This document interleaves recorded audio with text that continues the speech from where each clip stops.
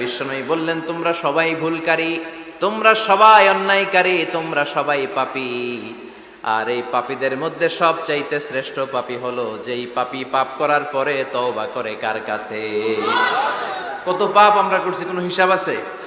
জেনে না জেনে, ইচ্ছায় অনিচ্ছায়, শিরকে বেদাতি, লক্ষ লক্ষ পাপ। দুনিয়ার মানুষ জানে না, আমি জানি আর আল্লাহ জানে। চিল্লা এখন ঠিক কিনা? পাপ ছাড়া কেউ নাই, সবাই পাপী, সবাই পাপী। শুধু আমি পাপী না, আমার বাবা পাপী, আমার দাদা পাপী, আমার 14 গোষ্ঠী পাপী। চিল্লায় বলেন ঠিক কিনা? এজন্য রাব্বুল আলামিন বলেন, ইয়া আইয়ুহাল্লাযীনা আমানু তুবু ইলাল্লাহি তাওবাতান নাসুহা। ও গোলাম, তওবা করো, তওবার মতো তওবা করলে তোমাদের জিন্দেগীর সব গুনাহ মাফ করে দিবে কে? কুল ইয়া ইবাদিয়াল্লাযীনা আসরাফু আলা আনফুসিহিম লা